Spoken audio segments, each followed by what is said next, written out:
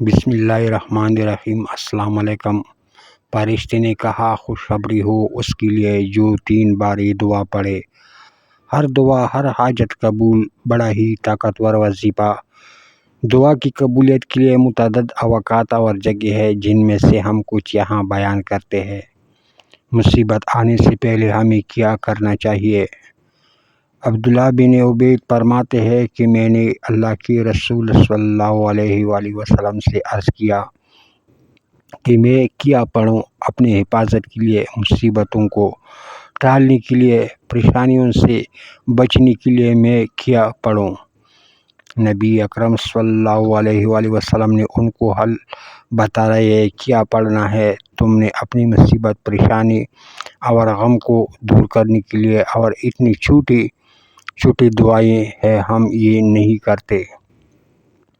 اگر ہم کسی بیماری میں جائیں تو ہم ڈاکٹر کے کہنے پہ بہت ساری میڈیسن کھاتے ہیں، دل بھی نہیں کرتا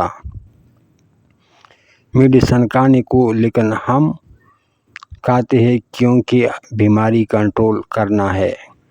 لیکن اگر ہم وہی کریں، مصیبت غم نہ آئی، کسی آفت کو دور کرنا ہے تو کنٹرول کے لیے اذکار ہے۔ نہ پیسہ جاتا ہے لیکن وہ ہم سے نہیں ہوتا۔ عبداللہ بن عبید نے کہا اللہ کے رسول صلی اللہ علیہ وآلہ وسلم اپنے حفاظت کے لیے میں صبح اور شام کے معاملے میں کیا پڑھوں؟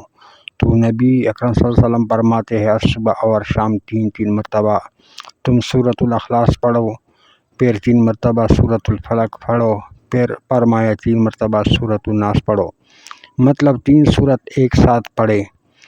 ہر وقت پریشانی والی چیز سے اللہ پاک محفوظ رکھے گا۔ صحابی فرما رہے ہیں کہ اللہ کے رسول صلی اللہ علیہ وآلہ وسلم نے فرمایا اگر کوئی پریشانی مصیبت آ جائے تو صبح اور شام 3 مرتبہ سورۃ الاخلاص، سورۃ الفلق اور سورۃ الناس کو 3 بار پڑھا کرو، یہ تمہارے لیے کافی ہو جائے گا۔ مصیبتوں کے لیے، پریشانیوں کے لیے اگر آپ رات کو دوران نیند جاگ جائیں تو آپ صلی اللہ علیہ وسلم نے فرمایا تو اس وقت دعا پڑھا کرو، اللہ سے جو بھی دعا کریں گے وہ پوری ہوگی انشاءاللہ۔ جو دعا پڑھنی ہے، اگر بات اچھی لگی تو لازمی شیئر کریں۔